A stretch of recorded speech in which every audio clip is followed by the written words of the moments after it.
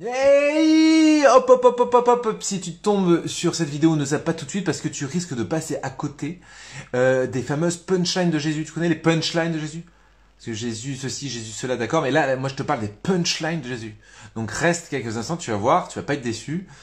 Que tu sois catho, pas catho, musulman, pas musulman, juif, bouddhiste. Oh, j'adore le bouddhisme. Spécial dédicace à Gad Elmaleh.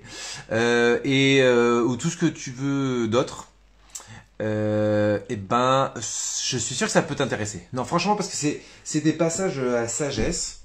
Peut-être qu'un jour, quand j'aurai brossé toutes les paroles de Jésus, je brosserai, je sais pas moi, d'autres paroles de sagesse, d'autres traditions religieuses.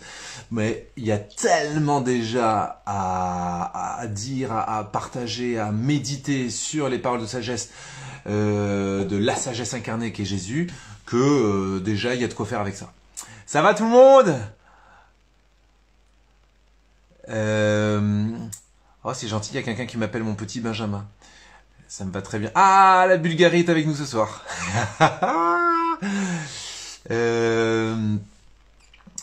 Bonsoir à tous. Hein. Bon, je perds pas trop de temps à vous saluer tous, puisque vous savez que cette partie de live, je la repartage ensuite. J'allais dire en IGTV, mais je crois que ça n'existe plus l'IGTV. En tout cas, je la repartage ensuite.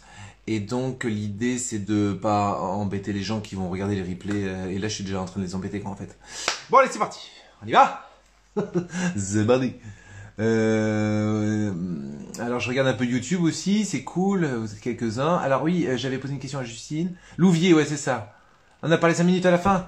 Ouais, ok.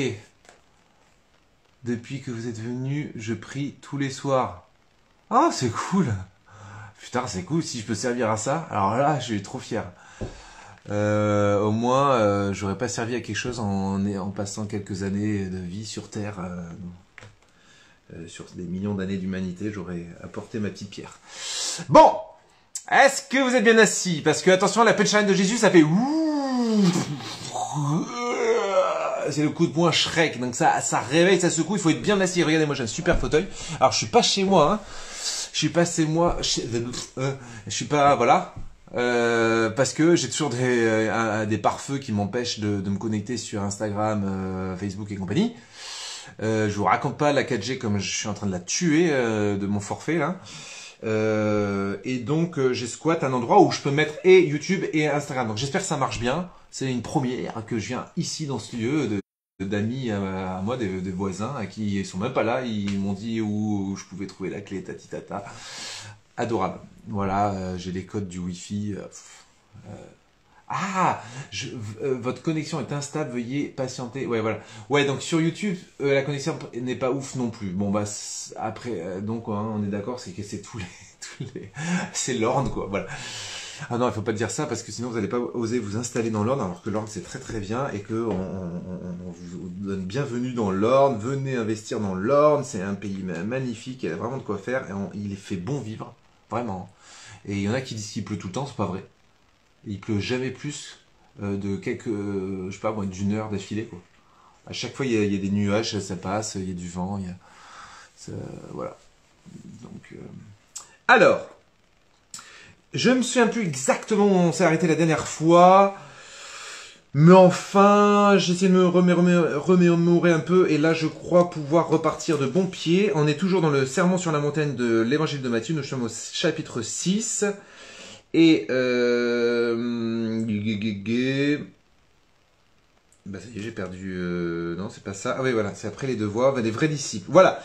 On avait parlé, rappelez-vous la dernière fois, les deux voies, la porte étroite, entrer par la porte étroite, large et spacieux est le chemin qui mène à la perdition, mais étroite et resserrée est le chemin qui mène à la vie éternelle. On avait médité là-dessus pendant un moment, donc n'hésitez pas à revoir la petite conf de la dernière fois. Et ensuite, on avait parlé des faux prophètes, le fait qu'on reconnaît un arbre à ses fruits, tout ça, tout ça. Enfin voilà, on était parti dans tous les sens, comme à chaque fois. Eh oui, écoutez, il va falloir s'y faire, hein, depuis maintenant 2-3 ans. Bon, donc, maintenant, aujourd'hui, je continue. On est au verset 21 du chapitre 7 de Matthieu. Pas chapitre 6, mais chapitre 7 de Matthieu. Si vous voulez avoir une Bible avec vous, bah voilà, vous êtes au chapitre 7. Et nous arrivons à un petit titre qui s'appelle Les vrais disciples. Yeah, you know that? The true disciples. Je sais pas comment on dit ça. Bon, c'est vrai. Ce n'est pas en me disant Seigneur, Seigneur. Attention parce que ça, tout de suite on rentre dans la punchline. Hein. Vous êtes prêts? Les mots du jour, c'est trop bien. Surtout les méthodes pour prier pour les novices comme moi. Bah génial, tant mieux. Moi j'aime bien les petites méthodes simples. Si ça peut aider. Là il y a une colonne de cœur. Je sais pas qui s'excite sur les cœurs, mais c'est super sympa. Ça fait toujours plaisir. Alors, ce n'est pas en me disant Seigneur, Seigneur qu'on entrera dans le royaume des cieux. Ok? Ça va? Je vous ai demandé si vous étiez bien assis. Voilà, vous m'avez pas dit, vous m'avez pas répondu. Donc, ce n'est pas en disant Seigneur, Seigneur qu'on entrera dans le royaume des cieux, mais c'est en faisant la volonté de mon Père qui est dans les cieux. Bon. Est-ce qu'il y a besoin de commenter ça? Je vais me risquer quand même. Donc, ce n'est pas en disant Seigneur, Seigneur. Qu'est-ce que ça veut dire ça? En gros, commencez pas à jouer à la négoce avec le bon Dieu. Quoi. Seigneur, Seigneur, Seigneur par-ci, Seigneur par-là. Et puis, voilà, se dire que... c'est intéressant parce que moi, je parle beaucoup de prière. Et là, ce passage, il vient un petit peu donner une orientation, enfin, comment dire, une articulation entre la prière et l'action. Ça, c'est très important parce que tout est affaire d'équilibre. Il faut des vrais temps de prière pour que quelque part tout le reste de notre vie soit prière. Je vous l'ai dit dans un mot du jour, là, il n'y a pas très longtemps. Donc il faut des ancrages de prière, des vrais temps. Je vous ai parlé de la montre et l'agenda. Donc il faut que qu'il y ait de la prière qui muscle notre quotidien, d'accord? Mais de sorte que entre deux, voilà, comme des balises reliées les unes entre les autres, tout au long de la journée, il y a comme un fil rouge de prière, voilà. Mais le fil rouge de la prière, c'est, ça veut pas dire qu'on se tourne les pouces. Et quand la prière, on reste assis, on est comme ça pendant des heures, d'accord? Vous avez capté là ce que j'essaie de vous dire? Donc là, il faut prioriser.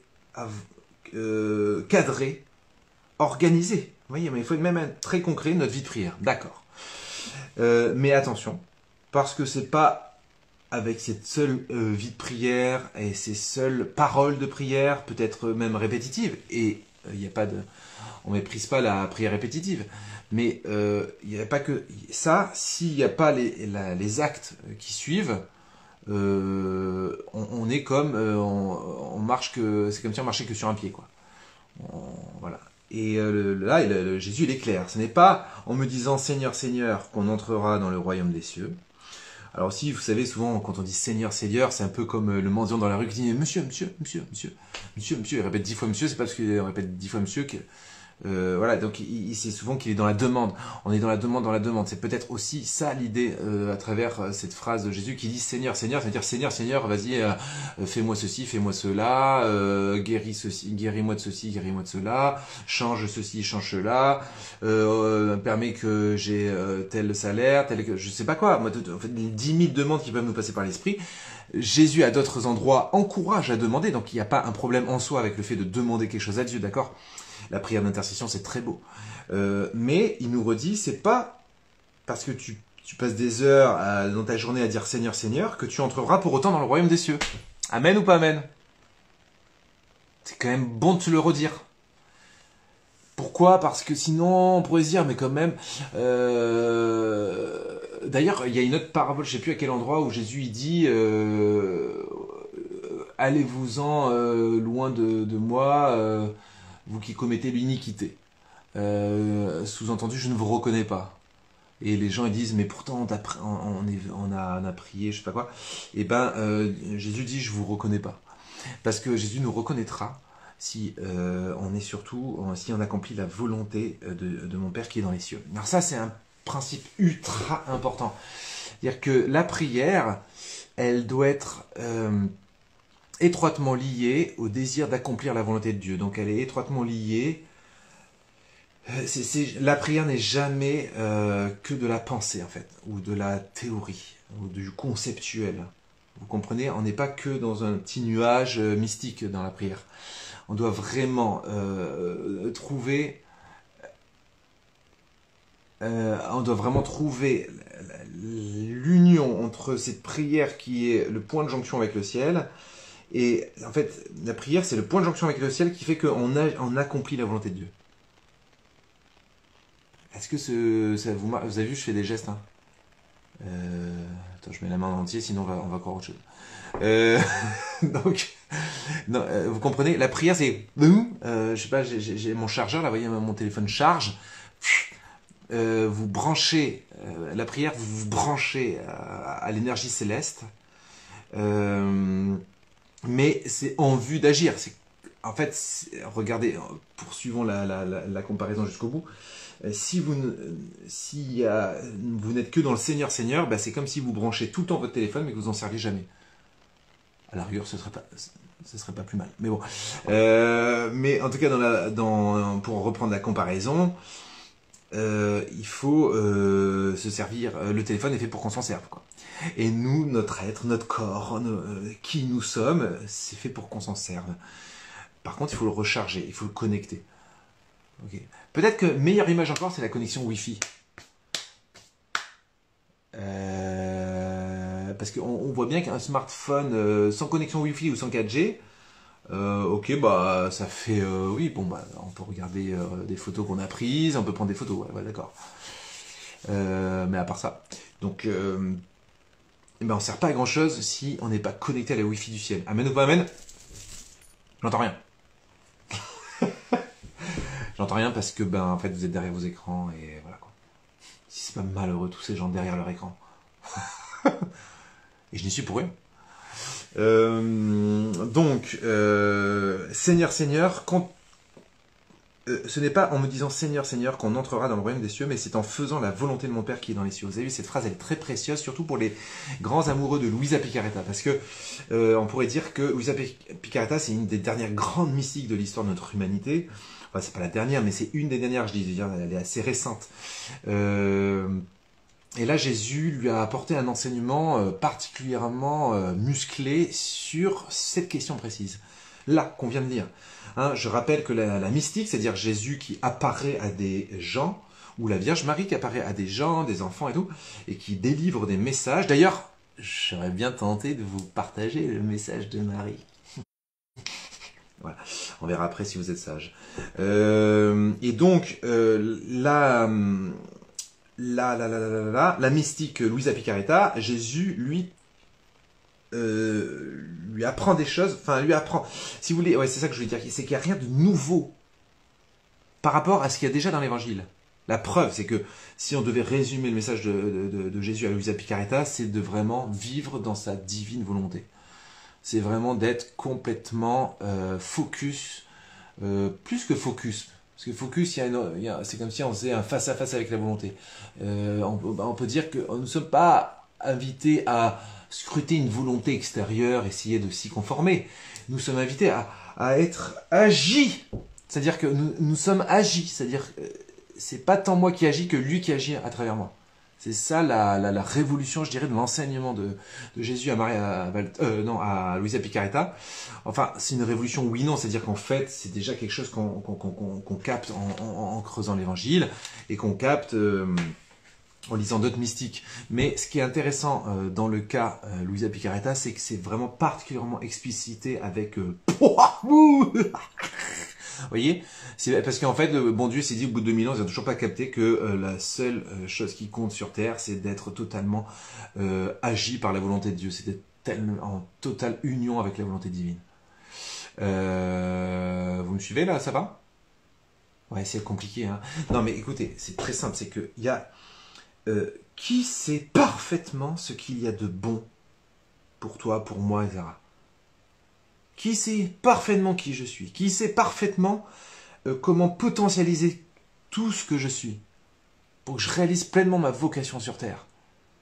Mais Dieu, c'est tout. Vous cherchez pas, je sais pas quoi, à faire 10 000 autotests psychologiques, je sais pas quoi. C'est très bien de se connaître, hein, attention. Hein. J'ai déjà fait des mots du jour d'ailleurs, je crois, sur la connaissance de soi. Et même d'ailleurs, Jésus explique beaucoup à Luisa Picaretta l'importance de se connaître.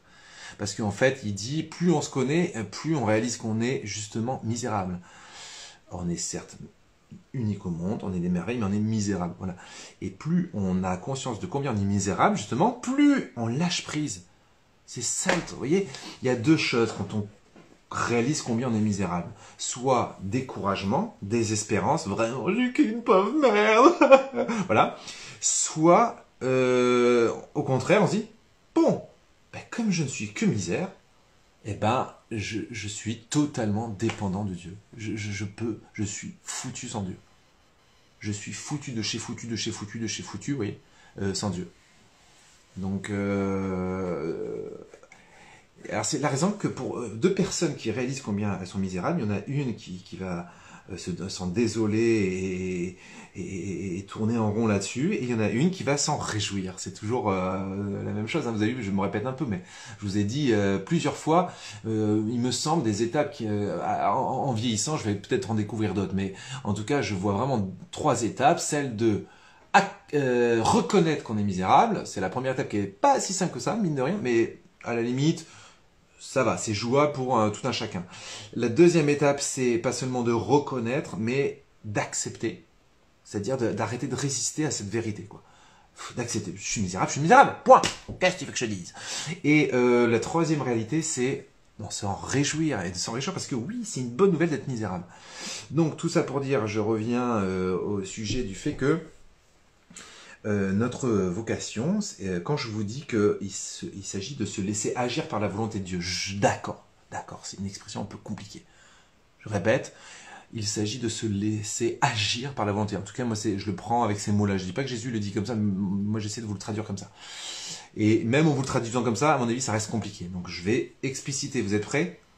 Donc, se laisser agir par la volonté de Dieu, ça veut dire quoi? C'est être tout à fait disponible à être totalement en obéissance à ce que l'Esprit Saint insuffle en nous. C'est se dire, ouais, la connexion, c'est la grosse galère sur YouTube. Hein. Ouais, mais vous savez, je vais arrêter YouTube. J'en ai marre. La vie de ma mère. Ah, je déconne. Non, mais si vous voulez, tant qu'on n'aura pas la fibre, et encore la fibre, c'est pas dit que ça fasse des miracles là non plus. Hein, mais... Donc en tout cas, ceux qui sont sur YouTube, allez sur Instagram. Non, mais après, vous pouvez très bien créer un petit compte temporaire, vous mettez rien, aucune photo ni rien, vous faites un pseudo à la Mort-Moelle-Neu, et vous allez sur Frère Benjamin sur Instagram, et puis après, vous fermez votre compte Instagram. Enfin, vous l'utilisez plus, vous l'utilisez que les vendredis. Pardon. J'ai bien mangé ce soir. Donc voilà, ça va. Donc non, je disais se laisser agir se laisser agir par Dieu. C'est-à-dire que Dieu utilise nos mains, utilise notre voix, utilise notre regard, notre sourire, notre présence, notre attention, les cadeaux qu'on fait, les gestes d'amour qu'on fait, les mots, les SMS qu'on fait, les mails, les coups de fil, et tout, la présence. Tout ça, Dieu nous traverse. Dieu nous traverse. Je commence à avoir froid. Ben oui, parce que je suis dans une maison pas habitée, donc...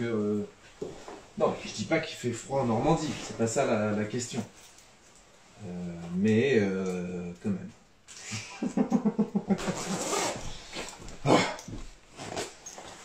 Les gens qui vont arriver sur live, ils vont se dire, mais c'est qui ce mec? Il n'a pas de col romain. Bah si, j'ai un col romain. Vous le voyez pas?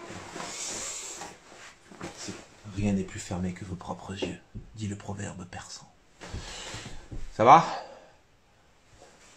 Donc, bon, voilà, le petit col romain, ça va. Parce que s'il y a des étrangers qui arrivent sur live qui se disent, c'est qui? Donc, est-ce que vous avez réussi à me suivre là? Ça va? Vous pouvez dire oui et non, peut-être, voilà. Donc, voilà. Mais c'est beau, vous voyez, dans un petit verset comme ça, tout est dit. On n'entrera pas dans le royaume des cieux autrement qu'en faisant la volonté de mon Père qui est dans les cieux. Voyez l'importance de la volonté du Père. Ça doit être notre obsession. Et alors, j'ai entendu une conférence du père Gabriel Chonong, je sais pas quoi, qui est un spécialiste de Luisa Picaretta. Et il a fait une conférence sur la Vierge Marie, les gars. Il faudrait que je la partage en story. Qui moi m'a percuté. Il y avait un truc que j'avais encore jamais compris de ma life, quoi. C'est pour vous dire, on en comprend tous les jours, quoi. Et qu'est-ce que et donc sur cette conférence, il explique, il médite sur la Vierge Marie, il démontre comment en fait la Vierge Marie n'a jamais eu d'attachement à sa propre volonté. C'est-à-dire qu'il y avait pas de volonté propre, autre que celle d'accomplir la volonté de Dieu. Il n'y avait qu'une volonté, celle d'accomplir la volonté de Dieu. Vous voyez, c'était pas une volonté partagée, c'est-à-dire qu'il n'y avait pas une volonté pour autre chose que... Ça va Insta, je suis désolé, ouais.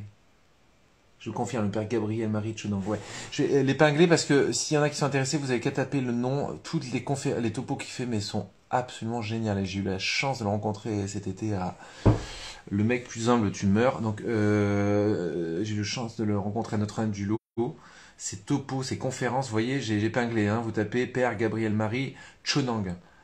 Et alors, je vous jure que si vous écoutez ça, non seulement ça va vous nourrir, vous grandir, vous faire découvrir plein de choses, mais en plus, vous allez, comment vous dire, vous poler. Enfin, c'est pas qu'il fait des blagues, mais c'est qu'à un moment donné, il fait une blague, oh, c'est pas la blague du siècle, mais il se met à rire. Il se met à rire de sa blague, les gars, et son rire, c'est un blague, et il a un rire qui monte super aigu. Il fait comme ça, j'adore. Si un jour il écoute cette vidéo, spéciale dédicace à toi, mon parce que ça pompe trop. Je vais arrêter YouTube. Ah là là. Bon, bah on aura essayé, quoi, hein. Est-ce que si j'écris... C'est bête parce que je commence à avoir pas mal d'abonnés sur YouTube, donc ça... j'arrête... oups, c'est en majuscule, hein, caca crotte. J'arrête YouTube. Rendez-vous, frère. Frère. Benjamin. Sur Insta. Oh, poil au chat. Pas mal celle-là. Adieu YouTube. Adieu. Tac. Voilà. Donc déjà, ça va un peu moins pomper, ça va mieux marcher sinon. Qu'est-ce que vous en dites? Vous allez me dire. Et je vais éteindre mon ordi comme ça. Il n'y a plus de soussailles. Au revoir. Voilà. Tout ça pour ça. Bon. Donc, est-ce que ça va là sur Insta? Ça revient? Ça a l'air d'être bon.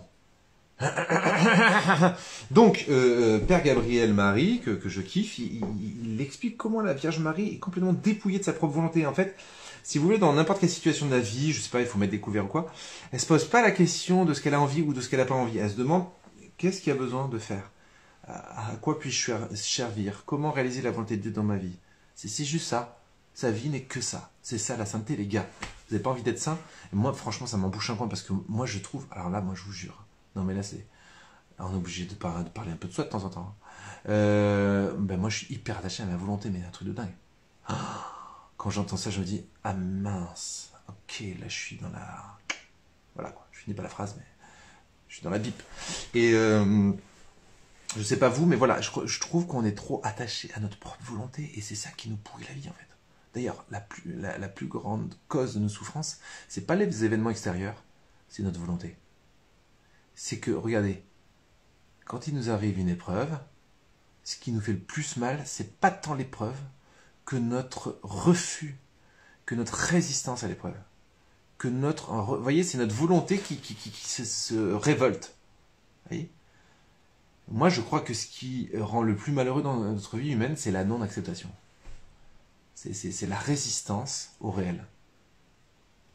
Le réel, il peut n'importe quoi. Si on est abandonné à la volonté de Dieu, il y a une espèce de facilité. Il y a une espèce de fluidité, quoi qu'il arrive. C'est pour ça qu'on voit ces mystiques souffrir comme des tarés, et même demander à souffrir. Ça, c'est un truc qui m'a toujours un peu épaté. Je me suis dit, mais ok, accepter la souffrance, d'accord, ça roule. Peut-être ça serait ça la 4e étape. Ah, je vous ai dit tout à l'heure qu'il y aurait peut-être une étape que je découvrirais plus vieux. Ah, je suis en train de la découvrir en votre présence, les gars. Alors, je vous la partage de suite. Je vous ai dit, reconnaître notre misère, l'accepter sans réjouir. Et bien peut-être que la 4e étape, ça serait en demander. Seigneur, rends-moi toujours plus misérable. Je suis content d'être misérable. Bon, je sais pas ce que vous en pensez. Et alors si on prend ça c'est par rapport à nous-mêmes, c'est-à-dire notre opinion sur nous-mêmes. Et si on prend par rapport aux choses de la vie, il m'arrive un pépin. Le voir en face qu'il y a un pépin déjà. Hein. Mais des fois, on résiste à voir, on a du mal. Il y a souvent une phase de déni, même par exemple, je pense au deuil ou à une trahison forte. Souvent, il y a une phase de déni. On se dit non, c'est pas possible, c'est pas possible. Et puis, je sais pas, il y a une nuit qui passe et le lendemain, on se réveille, on repense à cette histoire où on s'est fait trahir, où on a perdu quelqu'un, ou je sais pas quoi. On se dit non, j'ai dû rêver, non. Attends, c'est vraiment ça? Il s'est vraiment passé ça?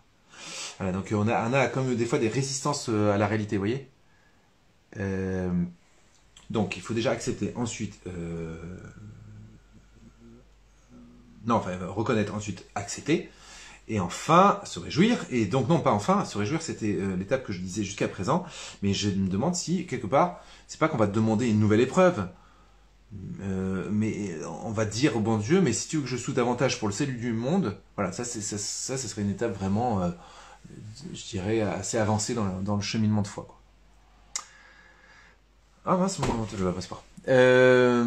Donc, est-ce que vous me suivez là? Voilà, quelqu'un dit content d'être misérable car tu peux enfin agir totalement en moi. Ouais. C'est ça. Fais-toi vide, fais-toi capacité, je me ferai torrent. Capacité. Mais voyez, un seau est capable de contenir de l'eau s'il n'est pas rempli. Sinon, il est capable de rien. Il ne peut pas faire son office d'être rempli d'eau. Un seau d'eau. Ça va, vous me suivez? Donc nous, on doit se vider de nos eaux, quoi. C'est intéressant parce que c'est l'expression qu'on utilise pour une grossesse ou je sais pas quoi, enfin un peu avant la grossesse, on se vide et c'est l'accouchement qui approche. Et ben voilà, il faut se vider de nos eaux intérieures pour accoucher d'un nouveau Benjamin, d'une, je sais pas moi, d'une nouvelle Sophie, d'une nouvelle Marie, d'une nouvelle Catherine. Bonne fête aux Catherine et tout quoi. Donc c'est se vider, notre seau devient vide et à ce moment-là, Dieu peut remplir de son eau. Et cette eau fait qu'on n'aura jamais soif. Enfin, on n'aura plus jamais soif.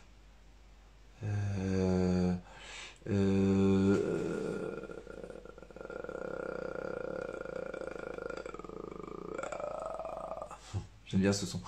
On n'aura plus jamais soif. Vous vous souvenez, Jésus, la Samaritaine, qui boira de cette eau n'aura plus jamais soif. Voilà. Donc, voilà. Bon, allez, j'avance. Hein, c'est fou tout ce qu'on peut dire sur une petite phrase, hein, quand même. Donc, je répète une dernière fois cette phrase, comme ça on a jugé vendu. Ce n'est pas en me disant Seigneur, Seigneur qu'on entrera dans le royaume des cieux, mais c'est en faisant la volonté de mon Père qui est dans les cieux. Mais remarquez bien qu'il n'est pas en train de dire, c'est pas en priant. Il dit pas, c'est pas en priant qu'on entrera dans le royaume des cieux, mais c'est en faisant la volonté de mon Père qui est dans les cieux. Il n'y a pas de mépris de la prière, puisqu'il y a une exaltation de la prière à maints endroits, à maints autres endroits. Il n'y a pas de souci là-dessus. Mais il veut signifier que la prière n'a de sens, se tourner vers Dieu n'a de sens que si on réclame d'être totalement perméable à sa volonté, totalement docile à sa volonté. Ça va? Brigitte doit partir. Oh non, Brigitte. Faites comme chez vous, mais Brigitte, de toute façon, je partage la partie topo, je la partage après sur la page Instagram. Et même sur YouTube. Allez, on continue la suite. Beaucoup me diront, en ce jour-là, donc en ce jour-là, ben, je vous fais pas de dessin, hein, en ce jour-là, ça, à ce jour-là, Seigneur, Seigneur, ah bah c'est ce que je vous ai dit tout à l'heure, je suis trop bête. Seigneur, Seigneur, n'est-ce pas en ton nom que nous avons prophétisé, en ton nom que nous avons chassé les démons, en ton nom que nous avons fait bien des miracles? Alors je leur dirai en face. Ouf, attention, ça va castagner là. Vous m'avez toujours pas dit si vous étiez bien assis. Bon, vous êtes bien assis? Bon, parce que là, je vais lire la suite. Hein. Alors, je leur dirai en face. Franchement, rien que cette phrase, j'ose pas lire ce qui suit, quoi. Vous êtes chaud? Est-ce que vous voulez entendre la suite? Chapitre 7, verset 23, pour ceux qui ne peuvent plus attendre. Alors, je leur dirai en face, 2 points. J'ai un petit peu avancé, vous avez vu. Allez carrément dans son lit, Catherine. Catherine, c'est aujourd'hui votre fête ou c'est à la Sainte-Catherine de Sienne plutôt? Ah, confortablement installée, oui. Non, mais je connais la suite. On va voir si vous connaissez la suite. Jamais je ne vous ai connu. Écartez-vous de moi, vous qui commettez l'iniquité. Non, mais quand même, là, sur toutes les punchlines qu'on fait depuis plusieurs séances, je crois qu'on est au 6e épisode, ça fait donc 6 heures qu'on parle des punchlines de Jesus Christ. Et ben là, vous en avez quand même une belle. Est-ce que tout le monde a capté ce qui vient d'être dit là? Non, mais c'est vachement important. Je répète. Oui, ça va, je répète. Seigneur, Seigneur. N'est-ce pas? Donc en gros, à la fin dernière, il y a des gens, peut-être toi, peut-être moi, qui l'ont paraître devant Dieu et on va dire, mais Seigneur, Seigneur, n'est-ce pas en ton nom que nous avons prophétisé? En ton nom que nous avons chassé les démons? C'est quand même bien de chasser les démons, non? En ton nom que nous avons fait bien des miracles. Les gars, c'est pas cool de faire des miracles? Franchement. Et Jésus, alors je leur dirai en face, hein, qu'est-ce qu'il dit? Jamais je ne vous ai connu. Jamais je ne vous ai connu. Je sens les captures d'écran là. Écartez-vous de moi, vous qui commettez l'iniquité. Écartez-vous de moi. Vous qui commettez l'iniquité. Les mecs, ils chassent les démons, ils font des miracles, ils prophétisent en son nom, ils commettent l'iniquité. C'est un truc de malade. Et je vous assure, mais je vous assure les gars, lisez les révélations de Jésus à Louisa Picata, vous allez capter que c'est exactement ce que je disais tout à l'heure. C'est-à-dire que vraiment, on peut faire multiples actes de charité. Ça rejoint, vous savez, l'hymne à la charité de Saint Paul qui dit « J'aurais beau donner tous mes biens en aumône, enfin aux pauvres, j'aurais beau donner ma... aidez-moi, brûler... attendez, j'y vais, oui, d'accord. Moi, vous savez, j'ai jamais été doté d'une mémoire de ouf, hein, c'est comme ça. Une mémoire approximative, ça oui, un petit peu émotionnelle, mais tac à tac. Quand je parlerai les langues des hommes et des anges, voilà, si je n'ai pas la charité, je ne suis qu'un airain qui sonne ou cymbale qui retentit. Quand je distribuerai tous mes biens en aumône, quand je livrerai mon corps aux flammes, le mec martyr quoi. Si je n'ai pas la charité, cela ne me sert de rien. C'est un peu cette même idée qu'on aurait beau, oui, extérieurement, gérer de ouf. C'est pour ça que les gens qui vont s'émerveiller du prêtre bidule truc, du charismatique machin chose, du frère Benjamin truc bidule muche, vous émerveillez, mais vous voyez que les œuvres. Mais vous savez pas. Moi, je sais pas ce qui va se passer à mon jugement. Parce que c'est pas parce que je distribuerai tout mon bien aux pauvres et que je serai prêt à brûler pour offrir ma vie.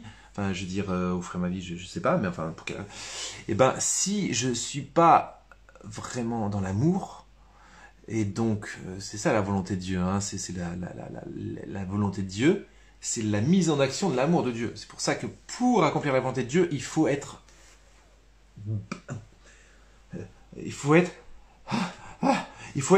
imbibé du Saint-Esprit. Il faut être blindé du Saint-Esprit. Et écoutez, je fais le sacrifice de vraiment faire le guignol pour vraiment que vous reteniez ce que je suis en train de vous dire. Il faut être blindé du Saint-Esprit.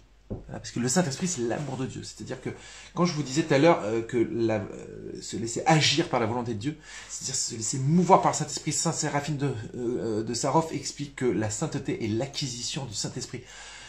Peut-être que ce mot ne nous convient pas, mais voyez, on balbutie devant une telle réalité. C'est-à-dire qu'en fait, l'Esprit Saint circule en nous. Donc, c'est plus nous qui agissons, c'est lui qui agissons. La seule sainteté qui existe, c'est celle de Dieu. C'est pas la nôtre. Donc, un saint n'est pas saint de sa sainteté. Il est saint de la sainteté de Dieu. C'est quelqu'un qui se laisse traverser. Est-ce que vous comprenez c'est ce que je veux dire? Je sais, c'est un peu théorique, mais pas tant que ça. Moi, je trouve que c'est une théorie qui aide à vivre. Il y a des théories c'est de la masturbation intellectuelle. Mais là, c'est pas de la masturbation intellectuelle, je suis désolé, alors vraiment, je vous assure que non. Méditez, priez et demandez à Dieu de vous éclairer sur ce point. C'est vraiment notre vocation de chrétien, c'est Saint Paul qui dit, ce n'est plus moi qui vis, c'est lui qui vit en moi. Donc mes actes ne sont plus les miens, ils sont ceux de Dieu. J'agis Dieu, je suis Dieu, je suis divinisé. Comme dit saint Irénée, il s'est fait homme pour que l'homme devienne Dieu. C'est un truc de malade. Et c'est un truc effrayant. Hein. Si je fais une vidéo, si je fais une vidéo là-dessus, une capsule de 2 minutes, là, tout ce que je viens de vous dire, un peu en résumé, même 1 minute comme ça, en Reels, je mets ça sur mes réseaux sociaux. Je vous assure, vous allez dire les commentaires, il va y avoir plein de gens qui disent mais il est fou. Il est fou. Eh ben, ils ont raison. Non, je plaisante. Enfin, oui, peut-être. Mais je veux dire, parce que c'est choquant. Moi, je me souviens, dans plusieurs lives où j'interviens, des fois je squatte sur les lives des gens, je fais plus trop en ce moment parce que j'ai pas trop le temps, mais des fois je monte sur des lives d'autres gens, genre, mais des gens qui sont pas chrétiens, pas des gens même souvent qui sont musulmans, LGBT ou tout ce que vous voulez. J'arrive là-dedans, on papote et tout ça, et à un moment donné, j'explique un peu c'est quoi être chrétien. Et quand j'en viens à dire quelque chose qui s'approche un peu de ça, mais pas trop, parce que je sais que ça va être trop choquant. Mais ça choque, ça devient trop dur, c'est ingérable, quoi. On est appelé à être Dieu, les gars. Mais quand tu dis ça au premier venu, il te dit ok, d'accord, t'as mon 06, on se rappelle. Voilà. Donc voilà. Alors je leur dirai en face, jamais je ne vous ai connu. Donc en fait, c'est pas tes œuvres en soi qui te garantissent la sainteté et le ciel. C'est fou, hein. Pourtant, la foi sans les œuvres, c'est rien. Mais les œuvres sans la foi, c'est rien aussi. Et ça, c'est très important à comprendre. Il y a beaucoup de choses qui fonctionnent comme ça. Si vous voulez, ça, c'est un critère de discernement dans l'enseignement de l'Église, dans le magistère, c'est le critère de l'équilibre. C'est que deux choses assez distinctes, que même par certains côtés, on pourrait opposer. On pourrait dire la foi, c'est vraiment quelque particulier, l'amour, c'est encore autre chose. Tac, deux choses assez distinctes, en tout cas. On pense aussi à Jésus. Jésus, vrai Dieu, il est vraiment Dieu, bon, il est vraiment homme. Deux choses qui, comme ça, quand même, sont assez distinctes, il me semble. Ok. La Trinité, c'est un Dieu unique, il est bien unique, et en même temps, il est trois. Donc 3, 1, c'est quand même assez opposé, d'accord?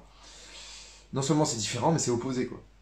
Enfin, c'est opposé dans le sens qu'il y a unicité et pluralité. Deux notions quand même assez radicalement différentes. Presque contraires.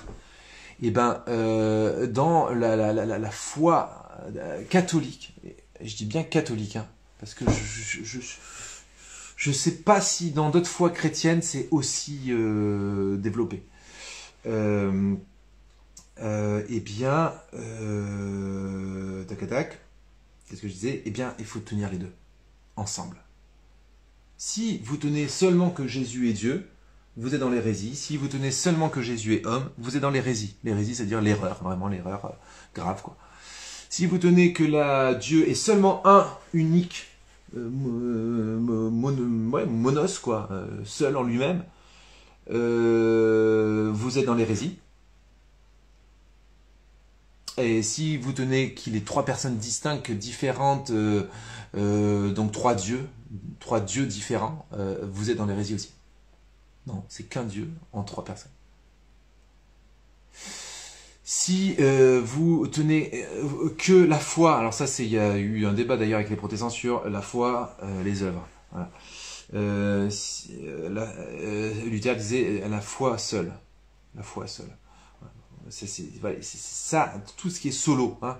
C'est le gros problème, vous savez, de la division qu'il y a eu avec Luther. C'était seulement les Écritures, seulement donc sola scriptura, sola. Il voulait faire table rase de toute l'intelligence de l'enseignement d'Église qui s'était tissé au long des siècles, grâce à l'action de l'Esprit Saint, bien sûr, puisque Jésus avait dit que l'Esprit Saint continuerait d'enseigner son peuple. Et donc, rupture, Luther dit non, c'est seulement ça, ouais, c'est seulement ça, mais dès qu'on est dans seulement ça, on se plante, les gars, on devient hérétique. Avoir une saine théologie, d'abord c'est se laisser éclairer par l'enseignement d'église, parce que elle au moins elle a toujours veillé à cet équilibre. Et alors que nous, on arrive là au 21e siècle, on croit souvent qu'on va réinventer la poudre, que dalle. Donc il faut se couler dans l'enseignement de la tradition et faire confiance que si Jésus a dit que les portes de l'enfer ne l'emporteront point contre l'Église et que l'Esprit Saint continuerait de nous faire comprendre toutes choses, c'est que il faut faire confiance à cet enseignement prodigué par le Saint-Esprit tout au long des siècles de l'histoire de l'Église. Bon, ça c'est le b.a.-ba de la foi catholique. Mais bon, en tout cas, moi ce que je veux dire, c'est que solo foi ou solo charité, dans tous les cas, on se plante. On est dans l'hérésie. C'est vraiment la foi et la charité. C'est la charité qui n'est pas notre charité qu'on agit là avec nos mains, avec nos bras, c'est la charité de Dieu qui nous traverse. C'est ça l'idéal. Parce que c'est ce que vient permettre la foi. La foi devient agissante dans nos actes. Il y a comme une fusion, une union qui se fait, pas une fusion, plutôt une union, une communion, une articulation entre la foi et la charité. On devient la foi, et je répète, l'image, elle vaut ce qu'elle vaut, franchement. Si on devait se comparer à des smartphones, la foi, c'est ce qui nous permet d'être connectés à la 5G, à la 6G, à la 10 000G d'ailleurs, du ciel. Et nous, smartphone, on fait notre taf, quoi, voilà, mais on fait notre taf parce qu'on est connecté. Donc il faut la foi qui nous connecte à Dieu par la prière et la charité agissante de Dieu à travers nous. Ça va? Vous trouvez ça compliqué ou pas? Normalement, j'ai expliqué la même chose depuis tout à l'heure, c'est juste que j'ai fait que répéter là. Donc normalement, si vous n'avez pas compris au premier coup, ni au deuxième, au troisième ou au cinquième, vous le comprenez. Et si vous n'avez toujours pas compris, ne vous inquiétez pas, c'est normal, c'est parce que c'est quand même compliqué. Franchement. Donc à ce moment-là, laissez reposer, vous réécouterez une autre fois. Puis voilà. Bon, il est quelle heure Merci, c'est très bien expliqué. Bon. J'espère, parce que c'est quand même... Tenez cette idée du ET. La lettre E, la lettre T, ça fait ET, ça fait donc la conjonction de coordination ET. Ah, je suis en train de vous faire un petit cours de grammaire. Donc, ce qui est intéressant, c'est pas seulement que Jésus est homme, et pas seulement qu'il est Dieu, c'est qu'il est Dieu et homme. E-T, E-E, ça va? C'est pas seulement, il faut pas être focus que sur la foi, il faut pas être focus que sur la charité, il faut être focus sur la foi et la charité. C'est le et qui compte quelque part. Pareil pour les Saintes Écritures, regardez, j'évoquais les protestants. Quand Luther dit sola scriptura, seulement les Saintes Écritures.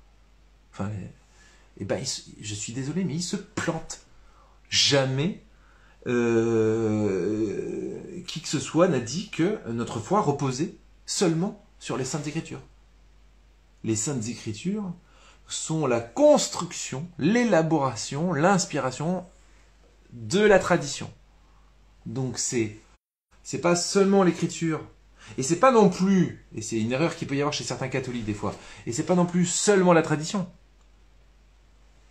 C'est pas seulement l'écriture, c'est pas seulement la tradition, c'est l'écriture et la tradition.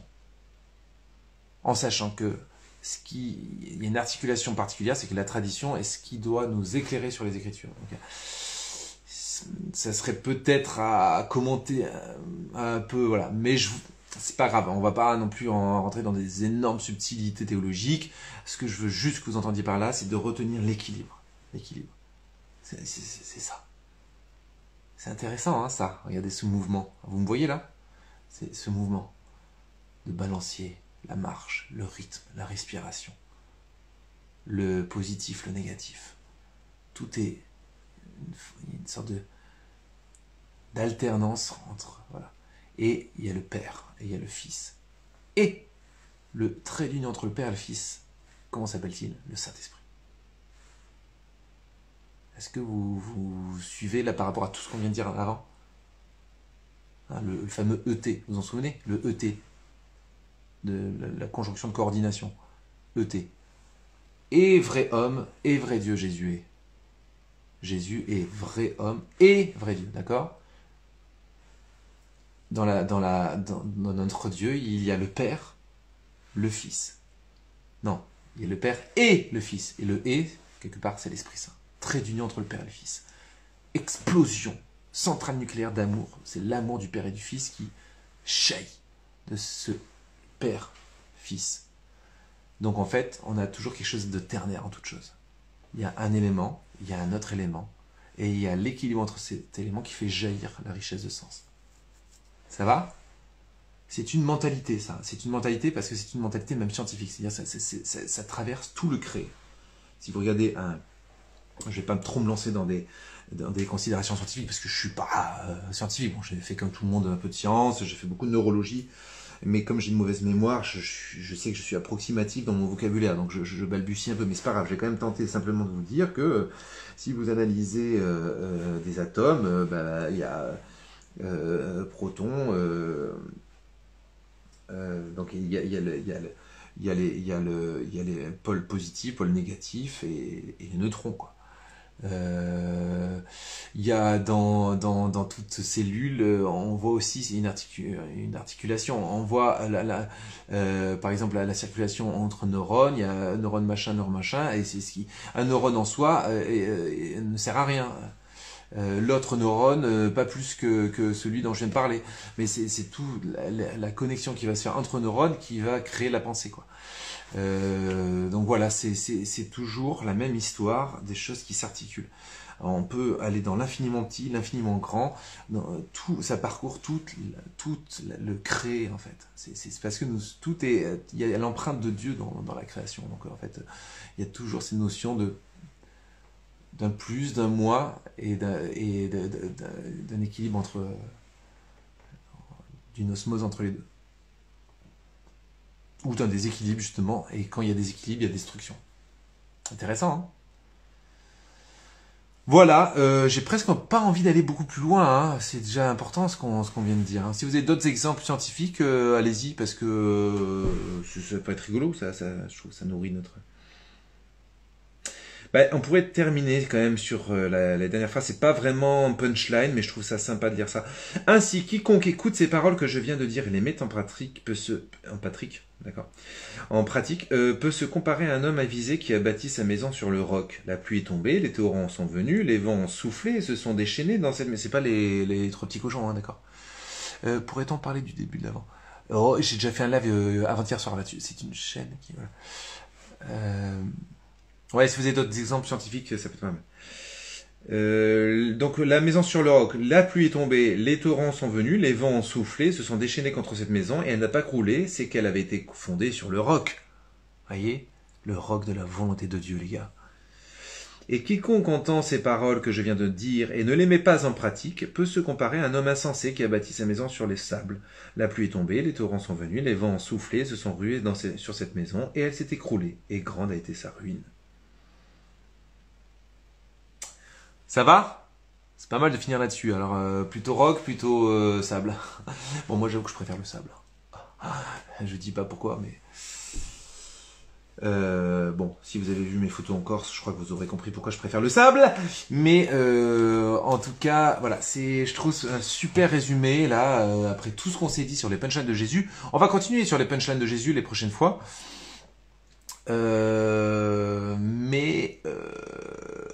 Qu'est-ce que je veux dire, on va en découvrir, il y en a, de toute façon il y en a à toutes les sauces, hein. Franchement tu fais pas 5-6 versets sans tomber sur une punchline de Jésus, donc ça va pas être compliqué de trouver de la suite. Bon, après peut-être qu'au bout de 15 heures de punchline de Jésus on passera à un autre thème, hein. Mais voilà, je trouve que c'est bien d'approfondir, ça nous fait redécouvrir la parole de Dieu. Et puis voilà, ce résumé qui ponctue tout notre enseignement d'aujourd'hui. Si je dois résumer notre enseignement d'aujourd'hui, c'est vraiment être déterminé à connaître, à se couler, à se laisser agir par la volonté de Dieu, à être complètement perméable, docile, à être mort à notre propre volonté. Si vous regardez bien, tiens, je suis reparti, là, ça y est. Non, non, mais on va dire que ça fait partie de la conclusion et donc du résumé. Si vous regardez bien, renoncez à ceci, renoncez à cela. Même moi qui suis religieux, vous voyez, on fait vœux de pauvreté, chasteté, obéissance. Donc il a fallu que je renonce à des biens matériels, il a fallu que je renonce à fonder une famille, donc, il a fallu que je renonce à accomplir ma volonté propre en termes de mission. Mais je dis souvent que ce qui m'a coûté le plus, c'est de renoncer à ma propre volonté, donc c'est le vœu d'obéissance. Mais oui, parce que c'est vraiment ce qui nous coûte le plus, c'est de renoncer à notre propre volonté. Et si vous regardez bien, on est plus attaché à notre propre volonté qu'à notre corps, parfois. Voilà. Même quand on est très altruiste. Il peut y avoir... Parce que l'altruisme, ça peut être aussi quelque chose qui nous nourrit, qui nous gratifie et auquel on tient pour se donner un sentiment de consistance. C'est pour ça que de toute façon, même dans le bien, on est foutu de pourraver notre acte positif. C'est pour ça qu'il faut prier et vraiment implorer que ce soit l'Esprit qui agit à travers nous pour que nos actes, peu à peu, se purifient, soient purifiés par la sainteté de Dieu, c'est lui qui va agir à travers nous. C'est un objectif, c'est l'objectif du chrétien, c'est d'être agi par Dieu, c'est d'être vraiment de tout faire dans sa divine volonté. Voilà. En tout cas, moi, j'aspire à ça de tout mon cœur. Je sais que c'est un vrai combat. Je sais que je peux même pas dire d'ailleurs si je le réalise ou pas. C'est ça qui est intéressant, c'est qu'on ne saura jamais dire si on réalise ça. Nous, juste notre rôle, c'est d'y aspirer. Seigneur, que ta volonté soit faite. On le dit dans chaque Notre Père, entre parenthèses.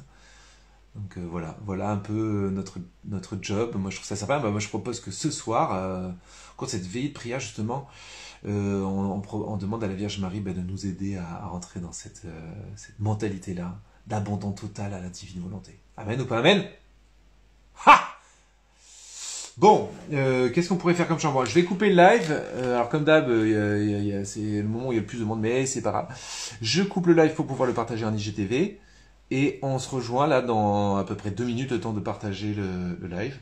En 2 minutes pour prier ensemble. Allez, tchou baba!